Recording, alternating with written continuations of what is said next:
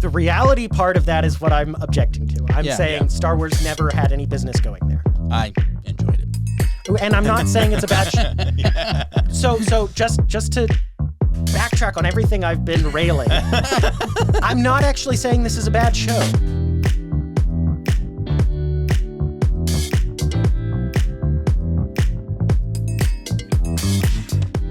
Hello, and welcome to the Pop Culture Contrarian with Thomas, Sterling, and Andrew. Hello. Hey, guys. Before we get started, make sure to go check out patriotpostshop.com. There you can buy our stainless steel thermos here. It doesn't have stickers on it, but it does say "We the People," and it has an American flag. Go buy it. Coffee, mugs, all sorts of stuff. Go check out patriotpostshop.com. That's the second best way you can support us. The best way you can support us is to go to patriotpost.us and subscribe to our free daily newsletter. It's right. It's free. Go check that out. And now we're going to get started. So our topic today is the much hyped, at least within this room, in me saying it on the podcast, Andor TV show from Disney+. We have watched it, at least some of it. I've watched all of it. Thomas, I think you saw First season. the first season, and Andrew, you saw a few episodes. Yes, several of season one. Season one. Okay. So that gives us, something to talk about. I was always the person most interested in Star Wars here, so I think it makes sense that I've seen the most. But Yeah, you resisted seeing this. for a long I've time. resisted seeing anything Star Wars since The Last Jedi came out. I almost walked out of the theater in Rise of Skywalker when they played with killing Chewie off screen. Did you watch? I've seen The Mandalorian. Season 1 and 2, not season 3. Bounty hunting is a complicated profession. Don't you agree? I liked The Mandalorian. Okay. Did you watch? You didn't see Book of Boba Fett? I saw, I think, 3/4 of the first episode of Book of Boba Fett, and I turned it off. And that's my opinion. That's my review. Okay. And then what was the other one that was the biggest disaster that came out? The space witches? Yeah. Lesbian space witches who give birth without the need for men. Communist lesbian space witches That's right. Yes. who give birth without the need for men. Yes, thank you. That's The Acolyte. And no, I haven't seen that one either. And that one had the worst rating of all these, I believe, correct? It might actually be Book of Boba Fett, I think. Really? I don't know. I don't quote me on that one. I know Star Wars. I don't know Disney Wars because they're not the same thing. I did watch The Mandalorian. Mouse Wars. I believe I watched 2 seasons of The Mandalorian. Yeah, I've seen. I enjoyed it fine. I mean, it's kind of a kid's kind of story. The Book of Boba Fett was a terrible disappointment. Hadn't seen anything since of the show variety. Yep. And there haven't been any movies. So. Yeah, until we decided to do Andor. So Yeah. watch Well, that. it was a listener to the podcast who actually suggested it, right? Yeah, he really has enjoyed it and thought, you know what? He knows that you're a fan of Star Wars, and But that I don't like the current. and you don't like the current. And so he said, but I think this one is pretty good. So he'd be curious to hear your take on it. Well, I think I'm going to have, I've said in the podcast the past couple of weeks, I'm not going to be nice. I'm not going to be nice, but I think it's going to be a more nuanced take than you might expect from me. So, all right, before I get started, Andrew, as the person with the least knowledge of the show, just the episodes you watched, what did you think? I watched 1, 2, and I think it was 6. Okay, did you not watch episode 4? No, I did watch 4. Okay, yeah. And I watched the recap. Yeah. Okay. Yeah. So episode 2 in particular was interesting with one thing that I note is they're literally holding AK-47s. Yeah, that bothered me. And these are rebels on the planet where it's Whatever the planet name is. I should have pulled up all the Wikipedia pages. I think it's the actual place is in Scotland, and it's gorgeous. I mean, really the visuals in this are fantastic. This is a little side note, but more or less it is a planet that the Empire has decided was good for payroll. Like they run payroll out of the I think that's episode 4 you're thinking of. Yeah, that's could be. 4. Okay. That's episode 4. Well, it's the same planet though, isn't it? No, so the first 3 episodes they're on, it's not Andor's, Cassian Andor is the main character of this show. They're on, it's not his home planet, but it's the planet he grew up on. Well, it's the city planet. Or he's in the city. He's in a city on a planet, and then he goes to a different planet Right. for the thing you're thinking of with the payroll. Gotcha. That's a different planet. The city is Ferrix. But is that Ferrix, not yes. where he meets like the backwoods, basically IRA type folks? No, so episode 3, the one you skipped, has Luthen, who you see a little bit of in the episodes you've watched. Axis. Yeah, that's the code name he gets. But his name is Luthen Rail, and he shows up in episode 3 and basically says, "Hey, Andor, I know you're kind of poking at the Empire here and there the way you can." He's like recruiting. Yeah, but he says, "Do you want to just spend all your effort in one go and actually do something real?" And Andor's like, "Okay." And then they fly to this other planet. Gotcha. Okay. Well, anyways, at some point they're in the backwoods and they have AK-47s. Yeah. And I thought that was kind of hilarious. But also, it seemed to me that was on brand for the undertones that were very obvious from the beginning. And this is a resistance kind of like the proletariat will rise kind of thing. Yeah. That's the first impression I get from it. Now it could just be me reading into it. I hope it's not. But I saw the same thing. Okay. Just before we keep going, I'm going to throw to you in a second, Thomas. But before we do, so we talked about this ahead of time. When we do a review of a movie or something, we'll do our 5 criterion that we rank it on. We do woke free meter, intelligence quotient, how well written is it, artistic value, entertainment value, and legacy score, and we'll rate those all out of 10.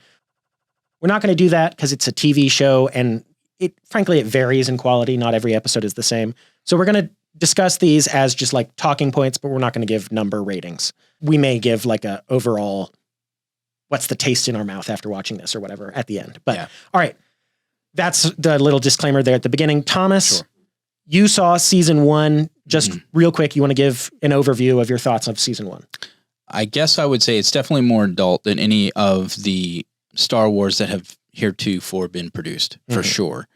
That's both in just kind of, I would say, the sense in which it's a little more adult in just how their dynamic works between storyline and characters and character development. There's more nuance involved that would probably fly over a lot of younger people's heads. It's a lot more raw and moral topics that are kind of being developed. I thought it's a more of a think piece type of Star Wars than I've ever seen. So in that vein, I found it interesting. It's well written. I have to give credit to it. It's well acted. I didn't feel like the actors were just, I'm on Star Wars, here I go. Give me my lightsaber. It's a very serious take at saying, okay, here's the question. Here's the scenario. We're going to have these number of characters involved, and we're going to look at it as if this is a real world. And so how would we have these events unfold in this kind of real world setting that we've kind of developed if, Star Wars were a real world or a real galaxy scenario? So I want to touch on the last point you mentioned. So can you just say that last bit again? About the real world feel? Yeah. I think what it decided was we're going to make it feel like this real world. And so, and treat it like that, and then play the story out in that sense. Whereas I did not feel that. Like you've set the rules, here's how it goes with those rules. Right. To compare it to like all the others that I've seen, and especially the major movies. The major movies focus on the absolute unique elements of this universe. Like the Jedi aren't common. The Jedi are unique. The Sith are unique. These are uber fringe characters that do have massive impact on the universe. This is saying, okay, we're not going to look at those characters at all. What we're going to look at is all these people that you see all around these people in the movies, but we're going to kind of look at how did this rebellion get going? Why did the rebellion get going? And what did the Empire do to try to squash the rebellion? That's kind of what you're seeing. Yeah, I agree. You're right in you're saying that's what they did, and that is what they did. You're right on that, Thomas. So I have a lot of thoughts on this. I care deeply about Star Wars. I'm not kidding when I say, I'll just say this. Watching this show over the past couple weeks, I watched all 24 episodes over the past couple weeks, and then I watched Rogue One because it ties directly into Rogue One. It made me sad, guys. It just it hurt inside because I care. You laugh, and it's, okay, you laugh at me because it is silly. But I really do care about Star Wars, and this does mean a lot to me. And I shouldn't feel sad watching Star Wars, and I felt sad, and I often felt bored, which is a worse crime. But you're right that they set some rules, and then they say, how does it play out with these rules? I think you're right that that's what they do. My objection is primarily with the rules they set up. It's so, for one, this is something that's very clear in season 1, so I'll start here. Okay. Luthen Rail is he's one of the leaders of the rebellion. The show kind of pitches him as like the creator entirely of the rebellion. That's how the show pitches him. And it basically presents you with this moral argument. You were talking about the moral questions it raises of what actions are acceptable in pursuit of a higher cause. Do the ends justify the means? Yeah. That's basically the big question Luthen Rail presents, which is, are you allowed to lie to your allies? Are you allowed to steal from friends? Are you allowed to even kill people if it serves the greater purpose of overthrowing a huge evil like the Empire? Luthen's the antique dealer, right? Yes. Yeah. Okay. Yeah. He's played by Stellan Skarsgård, fantastic actor. He does a great job. I think all the acting is in this, as you said, is very, very good. My issue is there's an answer to the question, do the ends justify the means in Star Wars? And the answer is no. It's very clearly no. Yeah. So then this show and Luthen's character is designed to say, yes, the ends justify the means. And if you watch season 2, I think that's borne out. That's what you're supposed to walk away thinking is what Luthen did was justified. And that is actually counter to the main movies. It's not like, okay, you're doing something separate in a separate story that ties into the main stories. No, you're telling a story in a universe that has a right and wrong answer to this question. And you're saying the wrong answer is the right one. And because you're telling your own story with your own rules that only has to tie in at the very end, you can actually justify it within your story. But that doesn't actually fit in the universe, even if it does fit within its own story. That's maybe my biggest critique of this show. See, I didn't come away with that at all. You didn't come away with Luthen being a question of do the ends justify the means? Oh, for sure. But I didn't come away with the sense that this is supposed to be justifiable because of the scenario in which these rebels found themselves. I think what it was looking at more was the nature, in one sense, the nature of rebellion and the different motives why people would engage in a rebellion. Because you have certain characters that are very much motivated by, there could be greed, there could be revenge, there could be more of an altruistic kind of sense of justice. All those characters are evident in it. In fact, you could say Cassian Andor, the main character, they show all these flashbacks to his childhood from his home planet when he was kind of a part of this. It almost was like this Lost Boys. It's like a tribe. Children's tribe of some sort, which indicates they didn't go back and forth with how they end up there, but they just show this group and this planet that the Empire is kind of strip mining and taking advantage of. And at some point, this group interacts with these guys and gets in a fight, and a number of them get killed. And so he ends up being kind of rescued or saved by what ends up his adopted mother, who takes him to Ferrix, another planet where he grows up. And so this whole time you're kind of introduced in the first episode to him on this other planet where he gets in a scrum with 2 security officers, ends up killing them. He knows that because he's killed these security officers that the heat's going to be on him. And so it's kind of like trying to hide out and everything. But you learn from that he's been throughout the years, evidently, been doing these whenever he's got an opportunity, flying off planet to search another place to see if he can find his lost sister. And he's been doing this for years. Does he actually? Well, so that's how it opens with him trying to find his sister. Yes. After that, after the heat's on him, is there any mention? I don't think there is of him trying to find his sister after that. Someone says you got to stop looking for her, but that's like it, as far as I'm aware. He's on the run, so he can't spend time because he says he's worried about, getting caught. But there's the point when he goes back. I think it's episode 6 or 7 or maybe 8, where he goes back to his adopted mother, Marva. She's kind of a rebellion leader type. Well, not leader, but kind of sympathizer. Yeah, inspiration. So Marva is her name. She tells him at one point his sister has been dead for years. She was dead at that point.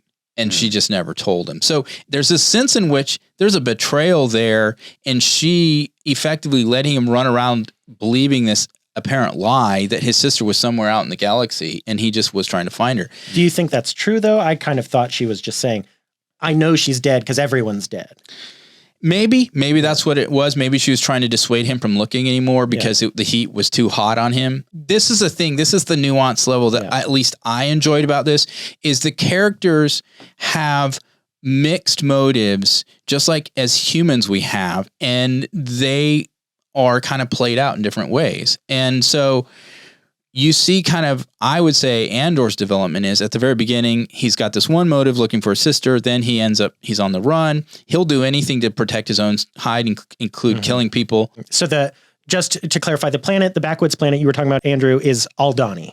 Yeah. Gotcha. And that becomes kind of a calling card of the rebellion. It's depicted as like the first real big rebellious act that made headlines. Right. So he goes in with his group to steal the funds in Aldani.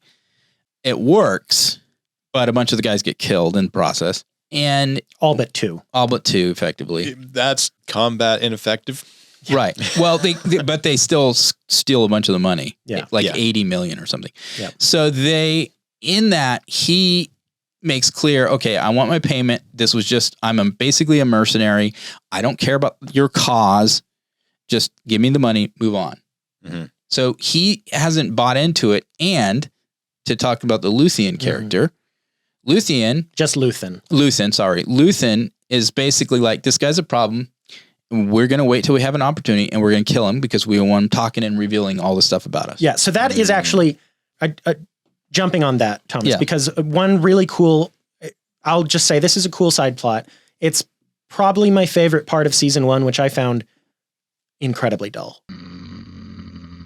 Power nap, you were saying. Incredibly dull. If you ask me, season 1 has fully half of all the episodes worth of time spent walking from one character to another. There's so many establishing shots where you see someone walk 100 yards. I'm not kidding. It happens again and again and again. I was paying attention but there is a very cool side plot with the Imperials trying to track down Luthen. Yeah. And what they're trying to do and how they're doing it. And all that part is done quite well. Really very few notes from me on that. I think the Imperial stuff is done well. It's the rebellion stuff that I really object to. And there's some problems with the Imperial stuff, but it's just much more minor. Yeah. This is my take on the Rebels. There's maybe the Rebels wasn't a cohesive group to begin with. So there's that point. It reminded me a little bit, Andor especially reminds me of Han Solo. He seems to be a character that's basically about himself and the rebellion or whatever. If you want to do it, good on you. But I'm interested basically in getting my cut, in protecting my own hide. Yeah. Yeah. He is a Han Solo character. Yeah. He's worse than Han Solo ever was, but he's a Han Solo character. Yeah. I mean, he's just kind of grown up in this environment where you kill to stay alive. Yeah. So, okay, Andrew, the problem here is I have a lot of thoughts that go into season 2 and stuff, and neither one of y'all have watched that. But I'm just trying to figure out how to work everyone in because I could go for 40 minutes just on this. I'm just going to have to spoil it a little bit for you guys. In season 1, it starts with Andor killing these people, and then it ends with Andor kind of reading this manifesto, which is like drivel.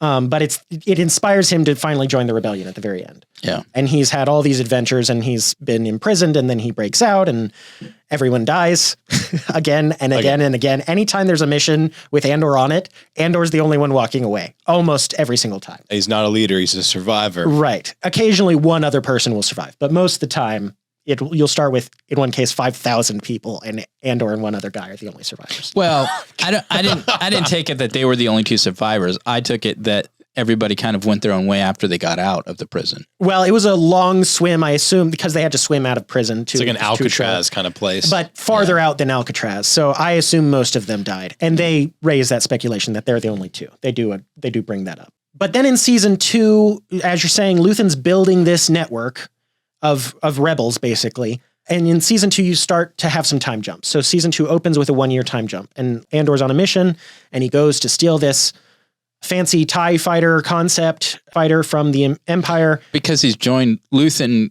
decided at the end for season 1 not to try to kill Andor. Yeah. Right. They kind of basically... Luthen's always kind of on the edge of killing anyone he works with, as far as I can tell. Oh, Luthen's all about protecting the cause. Right. So he's willing to kill anybody, even people he recruited, and Andor is one of the people he recruited. So beginning of that, he gets in the TIE fighter and he starts to fly away. This is just a pet peeve. And it goes comically wrong. He doesn't know how to fly it and he gets stuck. And it's just all the heroic beats are completely muted because everything goes comedically wrong. And that's true throughout this. Anytime there's a heroic action, like when they're stealing the money on Aldani, they're pulling off this super complicated heist. It's kind of cool. It's kind of fun, like Ocean's 11 almost. And then everyone just starts dying. Yeah. They get to the final room where they're loading up the transport and like everyone gets killed. Especially like the only two heroic figures, I would say, which is the lieutenant. I thought he was kind of heroic. And then the one who used to be a stormtrooper. Both are the black guys, ironically. Well, for cinema, that is disheartening. Yes. But if you're trying to capture some raw element of reality, that's probably pretty close to reality. I felt it. I mean, forgive me for making this reference, but it was a little bit Game of Thrones-ish in that. Because I would say that those scenes are set up, and there's sometimes we've gotten so used to the group that is the quote unquote good guys. There might be one or two sacrifices, but the good guys finally win in the end, and yada yada yada. This kind of, follows a similar trope. However, in how it portrays the Empire, it doesn't portray the Empire as a bunch of bumbling buffoons. No, it doesn't. Who, aren't really good at fighting or make stupid decisions or are asleep on it. What it ends up doing is presenting a more believable scenario. And there's ones that start to realize, hey, something's wrong. Communications are down. What's going on here? And so it presents a more, I would say, true to life kind of expectation of people who would be in those positions rather than, the buffoonish guys are just going to be like, I don't know what's happening. Stormtroopers missing every time. It's true. The Empire comes off very well across the entire show, I would say. They're an empire for a reason. Yeah, there is on the flip side of it, and this is tying back into what I was going to bring up from season 2.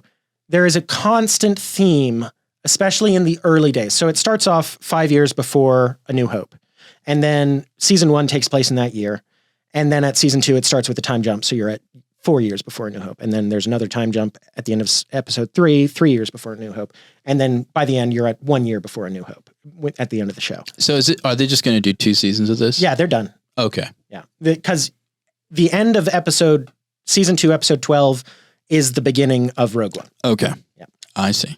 Except they even get that wrong, which is amusing. But they just get some of the details wrong. And it's like, okay, well, if you watch one and then you watch the other, you're like, wait a second, those people weren't in the same place, or they were anyhow. There's a consistent theme of the rebels are unable to follow leadership. They're always fighting among themselves, and it's always getting themselves killed.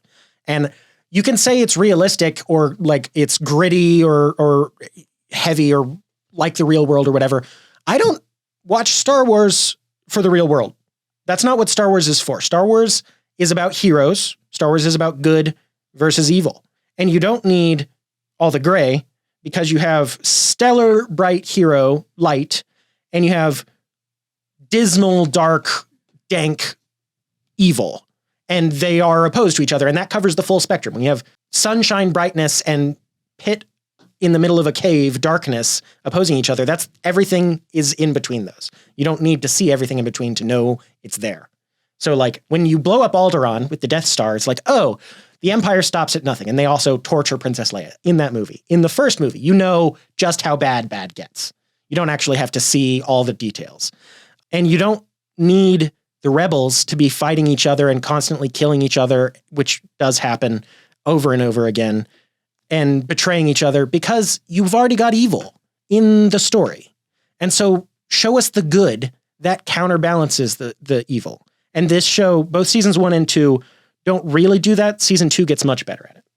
Well, I guess my take on that concept is I think that concept is it is fantasy. It is, more so in the movies. Agreed.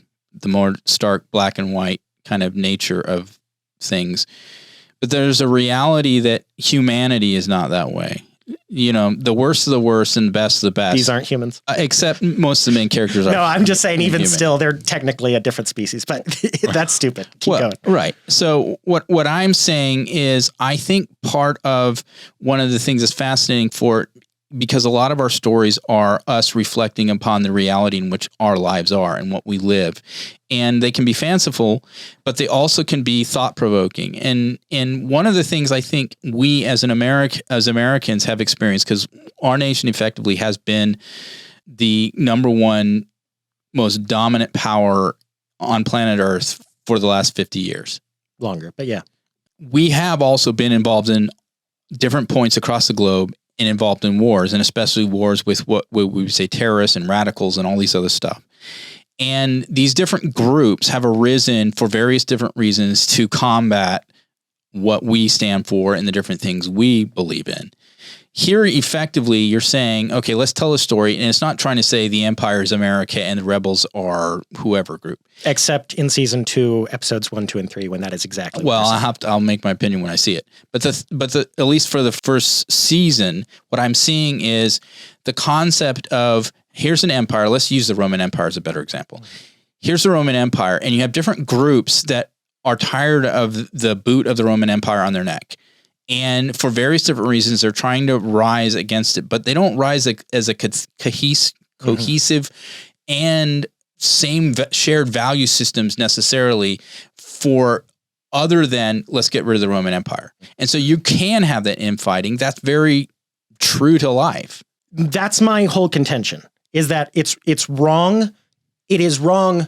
It's not wrong as a story, but it's wrong as a it is like trying to put the tale of Achilles into Winnie the Pooh. It's just wrong. It's not that Achilles is a bad story. It's that you can't put it in Winnie the Pooh. It doesn't belong there. It breaks Winnie the Pooh to have it there. And that's what I think this does. Because even in the old EU in Star Wars, yeah, you had the rebellion rise from many different places on many different planets in many different ways. But the people you tell the stories about in Star Wars, always in the entire old EU, which is many books and cartoons and comics and video games and all sorts of things, you always tell the story about a hero. You find heroes to tell stories about. This show, especially season 1, doesn't have a hero. Andor is kind of a baby hero one day who will someday do something heroic, but he's not a hero. There's no heroes in this, except for maybe Marva after she's dead. But no one else is a hero in this entire story. There's no heroes. There's not even really villains, because the only person who's really culpable for any of the evil the Empire's doing is Emperor Palpatine, and he's not on screen. Yeah, I don't see it as starkly as you do in that sense. I do think there's heroic actions. I do think there's ideals. Well, point to a heroic action for me. That's not undercut in the moment it's happening. I would have to think about specifically, more than that. But I think there would be examples. I think why people are enjoying it is it takes a Star Wars universe, aside from the Jedis and Sith and everything else, aside from the things people liked about Star Wars, yeah. If you were living in this universe under an empire that has become progressively tyrannical, what would you imagine people do in response to this? So, Thomas, what you're saying is not that the show is a departure from Star Wars, it's an expansion. Exactly. It's an expansion into an element of Star Wars that prior to, for the most part, hasn't been explored. And I'm saying that it is a departure, because what Star Wars is at its core is good versus evil.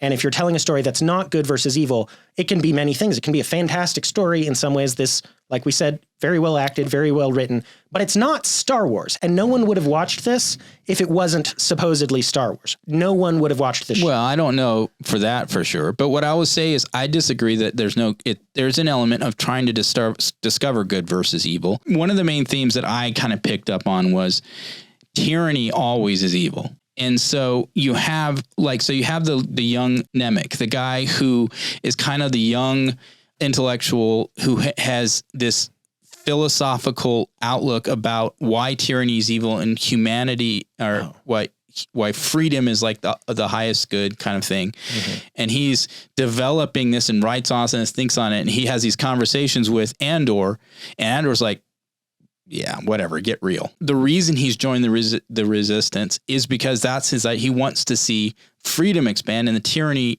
thrown off. So that's why he's motivated to join the rebels. And he, even when he's dying, is working to try to help them. Mm-hmm.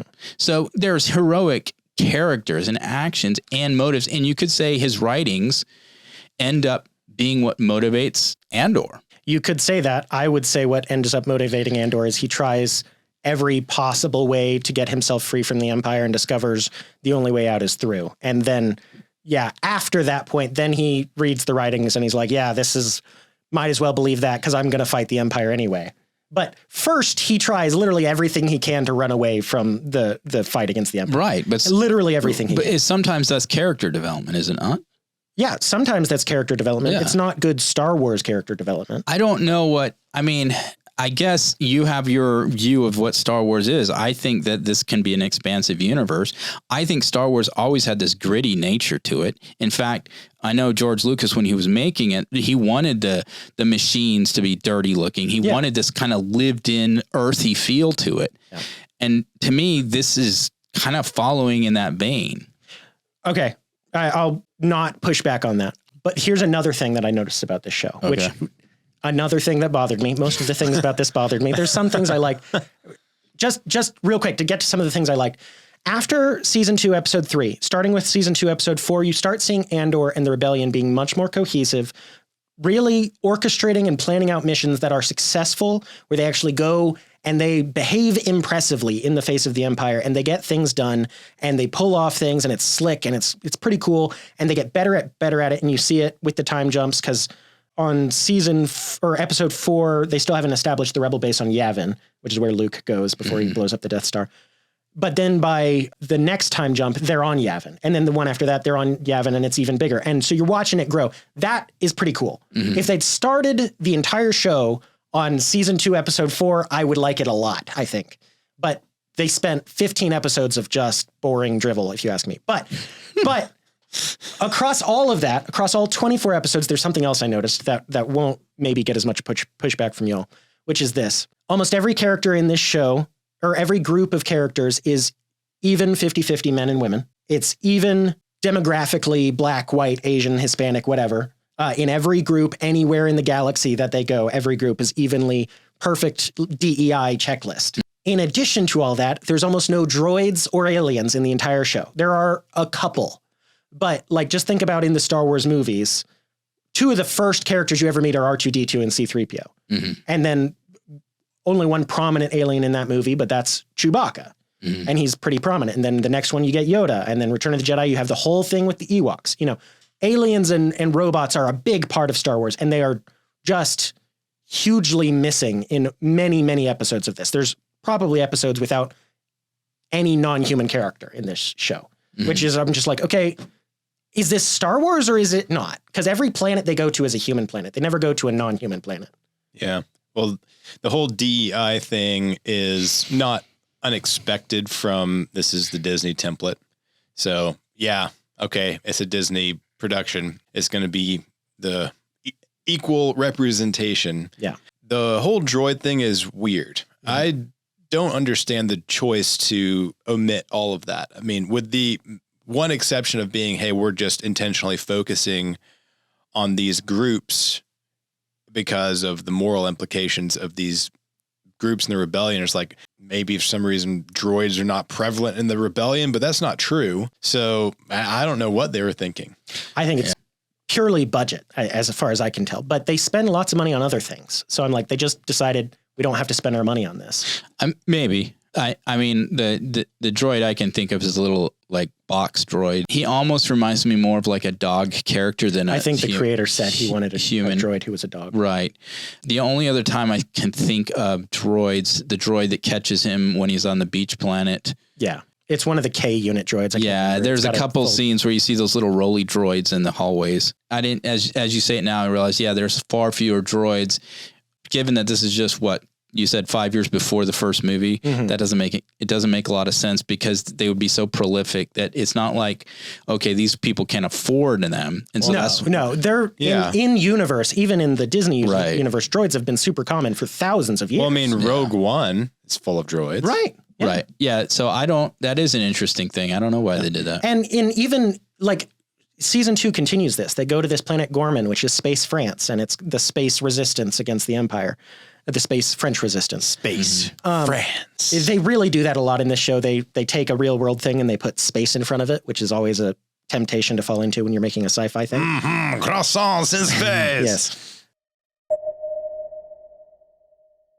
But it's just all basically French people on this entire planet. And it's like, there's no robots, there's no aliens. And like, this is Star Wars. Some aliens are big, weird Jabba the Hutt looking guys. And other aliens just have something weird on their head. Like, you don't have to break the budget. I mean, just introduce some aliens. Why not? They did have aliens in the background here and there. Yeah. but they didn't have like a character who you're like there's no Chewbacca. Right. Yeah. Well, they did the same thing with Lilo and Stitch. They made aliens into like morphing type aliens, and they're just dudes. Well, that is, they do. No, I think you're right. Yeah. They just cut one of the more memorable aliens out of that. So this is maybe just budget stuff because of this is Lilo and Stitch. And I know this is super side tangent, but we're talking about Disney here. Yeah. So I don't know. They also went light on ships. They also go very light on ships and blasters. It's got to be budget. So like anytime you actually finally see a ship taking off, especially in season 1, and you get to see that stars fade into star lines and then the jump to hyperspace, that's always exciting because it's like, oh, I haven't seen this in like 2 hours of watching this show. Yeah. So that's like even more than like my comments on the specific writing or the specific, nuance about morals. That's just a huge swing and a miss in a Star Wars show, is not to have blasters or Jedi or lightsabers or starships or droids or aliens. Like, why is it Star Wars?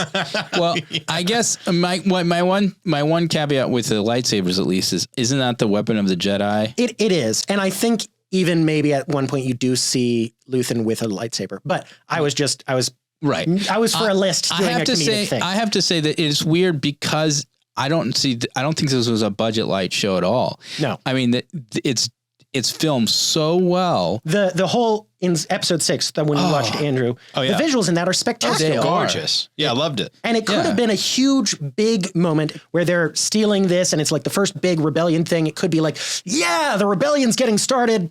3 cheers. It could be that moment. But instead they have this guy Nemec just being a complete dunce, laying there, and Andor says, hang on. And he's like, I'm going to lay down where I'm laying anyway, behind this big, heavy pallet. Well, and then he gets crushed. And it's like, I mean, the way you put it, I think in the heat of the moment, they're fighting, they're dodging, it's a firefight. And then they just get out there in time and he's been laying down. I don't think he even had time to think there's this giant pallet that's there is a specific beat, unless I'm misremembering, where Andor does say, hang on. He does say, hang on. And then there's a beat where you see this guy not moving after Andor has said, hang on. Well, and it's like, just move. And then we can have a big damn hero moment. Instead, it's got to be tragic. Well, I just don't think, I think in the heat of that moment, not knowing where everything was, especially the heat, and hang on and you're already down and all of a sudden you're moving.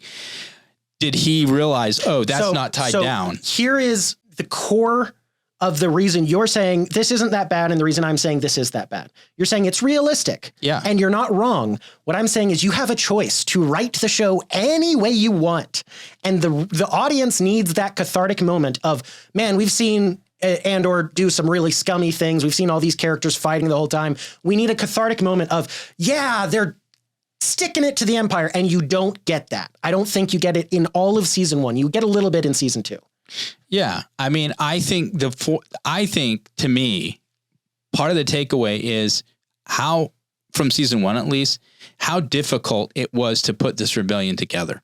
Mm-hmm. This is not an easy thing where, okay, we decide we're going to get rid of the Empire and we do. Right. But again, the creator of the show could write the show however he wants.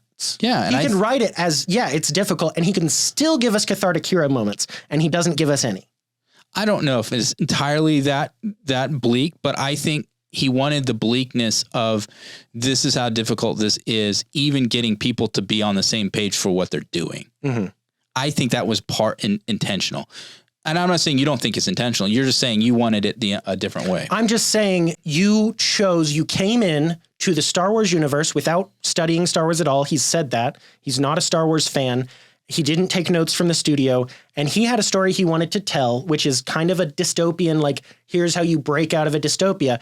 Great. But that's just not what Star Wars is. And I won't belabor that point because I've made that point already. But here's the other really big problem with this show and some of the others. Actually, everything Disney's made since Rise of Skywalker. And I don't think this is really in dispute. The main story has already been told. Yeah. And so when you're building up to even Rogue One, which is all about building up to A New Hope, you can't take big risks. You can't tell big stories, or at least you can't if you want it to tie into that other thing, because then it's like, well, why didn't Andor mentioned this other character from the TV show in Rogue One. And it's, well, because we hadn't written that character yet. Yeah. And so you're just so supremely limited in the kind of story you can tell. I think that's the chief reason I'd say almost all of this stuff, including The Mandalorian and all of the Disney shows, are just doomed to failure from the beginning because you're not willing to tell a new story. You're only willing to expand on good stories that have already been told. And the stories that have already been told, at least with the original trilogy, are so good that you can't improve it.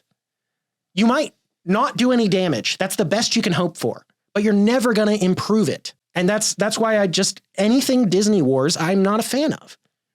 Star Wars itself has developed such a consciousness in our culture.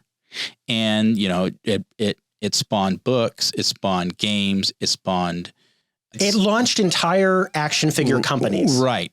And so there's this kind of almost, it's larger than the movies, effectively. And so when the prequels were announced, and then when the prequels started coming out, everybody was super excited because this is what they've been begging for, because they had known early on that there was this kind of backstory that they wanted explored.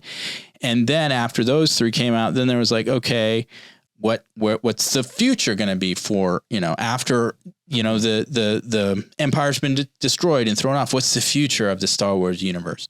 And those were the questions people were asking. Books have been written. There's the whole cartoon series that was prequel and all this. I mean, so you have this constantly expanding kind of Star Wars universe over the years, over 50 years. Disney was looking to do with it is saying, okay, what stories are we going to tell within this kind of developed, and how are we going to develop it, et cetera, et cetera.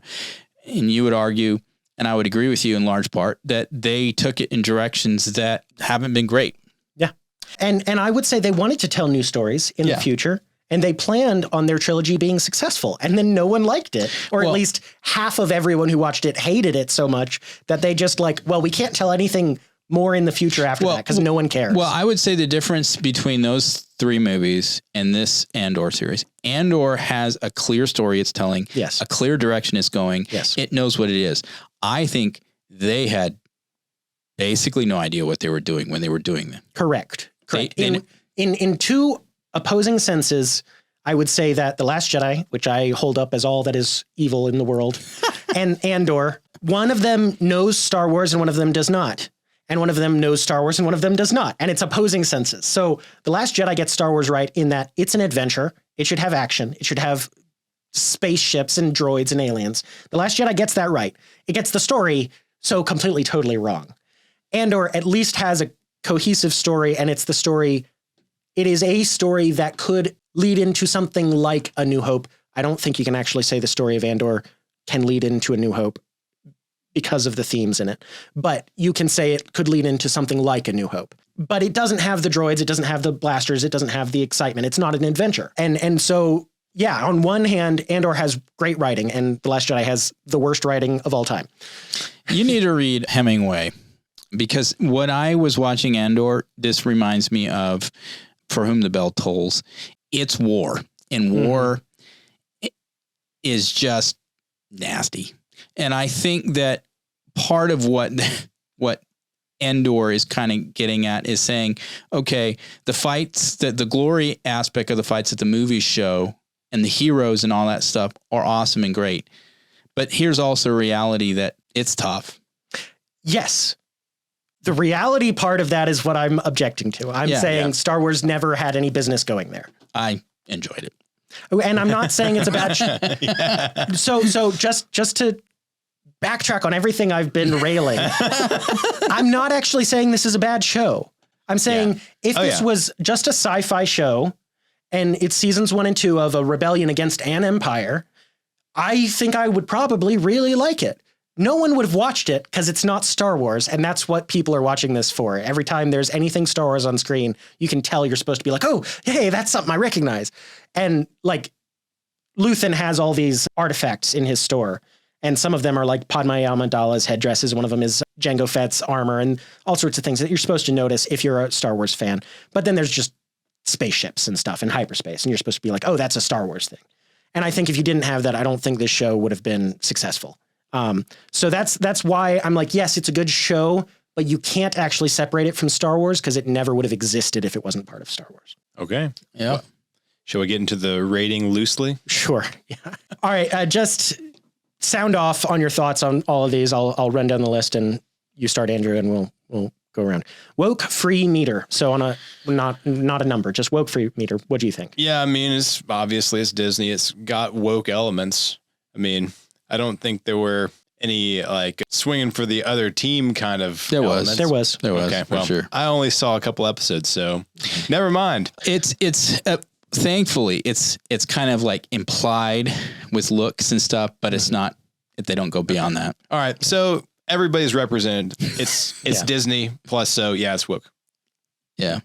Thomas, anything to add on that? No, I mean, I would put it, and we're doing woke free. I'd put it like 4. We're not doing numbers. So But ignore that number. You didn't hear anything. Well, These aren't the droids you're looking for. These aren't the droids we're looking for. well, what I'm saying is it's in the middle. Yeah. Because it is, but it doesn't make that the point of the show, to put it that way. It's not preachy with Okay. it in the same sense that you would see other stuff. I'll give you that this guy wanted to tell a story and he was given constraints and he was like, okay, I'll do the constraints. Just let me tell my story. I'll give you that. But it's very, very woke. It's most of the resistance groups are communist coded. They're literally carrying AK-47s in many scenes. Yeah, that's true.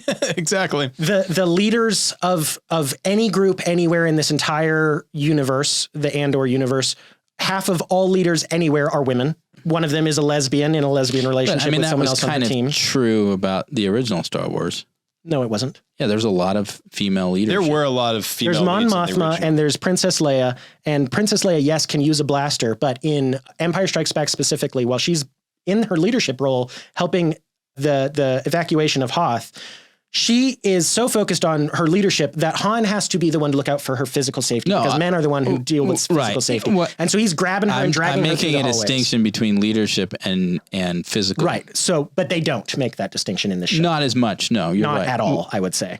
They don't there's acknowledge some the fact really at all that men are going to win 99% of fights with women. They don't acknowledge it. Yeah, that's fine. Although I didn't see too many of those scenarios unfolding, but yes. Yeah. So the leader of that one rebel group is a lesbian. And then the guy you were talking about, Nemec, the one who writes the manifesto, you're supposed to think he's gay and also the most force sensitive. I will die on that hill. That's what you're supposed to think. It may not be explicit, but that's what you're supposed to think. And woke. And that's all I'm going to say on that. It's woke. Yeah. I mean, goes without saying. Yeah. All right. How well written is it? It's well written. I think it's great. Yeah, it's very well For written. what it is, yeah, it's fantastic writing. Yeah. I think I got to agree. Dialogue is good. Characterization is good. It's all wrong, but it's good. I mean, the acting is excellent. Yeah, the acting is good. Yeah. Wrong, good. Andrew, artistic, aesthetic appeal. Love it. I think it was beautiful. I mean, yeah, I love sci-fi and it's great seeing like those little elements, like you mentioned, seeing Padme stuff and like the stuff in the artifacts that are heralding back to other times. And that was pretty cool. I like the ships, even though we don't see as many of them. The worlds are beautiful. So Yeah. aesthetically, it was quite pleasing. I think that's pretty much I it. agree. They did a great job with that. There's the areas they picked for that weren't sound studios were clearly well chosen. I think they did a really good job also in trying to develop the cultural aesthetic appeal sense between like the wealthy, the imperial, the senators versus like the poor folk and more the working class and stuff like that. They did a good job with that too. Going back, just because we didn't mention Mon Mothma at all, and she's kind of a major character in this, actually. Her marriage is depicted as a completely loveless one. It's kind of like formally an open marriage as part of their culture is kind of the implication. There's a lot of show not tell in this, so it doesn't say these things. And her daughter is obnoxious teenage girl who she sells her soul and auctions off to the highest bidder at the end of the show, which is like, oh, that's great. That's the leader of the rebellion right there. Selling off her own daughter for money makes me happy. It wasn't for money. It was for to Position. hide money. Yeah. Game of Thrones. Heroism. Game of Thrones. Heroism. Yeah, it was trying to create scenarios where the characters had tough decisions to make. Right. Anyway, and that is my big critique is that they create the scenarios where then they have to make the tough decisions. Entertainment value. Life is easy. Go ahead. Yeah, entertainment value for me. Yeah, it was interesting. I find it. I know that you found it boring. I found it refreshing to watch especially a series versus a movie. You have to move faster in a movie, obviously, where you can actually spend the time developing as the cameraman or camera person, working the shot and everything, telling the story visually. Took the time to do that, whereas I actually enjoyed that because I think lots of times in sci-fi, especially, they just speed it up because they want all the pop, pop, pop, pop, pop. Entertainment value for me, if I was giving this a score, which I'm not going to do, it would be a very low one. I thought it was tremendously dull. If I wasn't watching this for the podcast, no chance I would have made it past episode 4. No chance at all. Episode after episode of preparation, especially in those first 6. It was work for Sterling. It was genuinely a lot of work. I was sitting at home and I was just like, oh my gosh, I have to watch 5 more episodes. It was so dull. I'm Yeah, I really enjoyed it. Radical change. Season 2, episode 4 onward. It's not boring. It's actually interesting. So like completely different in the last 9 episodes, but the first 15 are just hopeless and bleak and dull. And yeah, that's the entertainment value score from Sterling. That is fair. Totally fair. Legacy score. I don't know how we'll do this. Will we be talking about this in 10 years? I guess that's just the question here. I would liken it back to the same problem the MCU has. There's becoming so much of this that what actually is going to stick is really hard to say. Like, for example, I think Mandalorian has a really good legacy score potential because it was culturally very popular. Yeah. And everyone's going to remember Baby Yoda forever. No. How many did you eat? Absolutely. So yeah, that's going to stick. Is this going to stick? I don't know. I don't think so. No, this one I would argue is the best one they've done just by writing and acting, everything like that. Agreed. However, it's going to be kind of like Rogue One. It's just well done, well made, but is it going to be something that's going to be the movie that people remember or the series that people remember from Star Wars? No. It's just there. Yeah, the only exception I have here is Star Wars going forward. If it ever is under the hands of someone who likes Star Wars again, they will bring Luthen back. Luthen will keep being a character. You can write that down as a Sterling prediction. In 20 years, if there's any kind of new Star Wars content happening on any level, you'll probably see some references to Luthen Rail because I think he's a pretty interesting character. And I think they'll probably keep including him. But otherwise, I think it's just going to get lost in the crowd. Well, it's kind of your point. All the main characters except for Luthen, effectively, they're done at the end of this. Luthen's done at the end of this too, actually.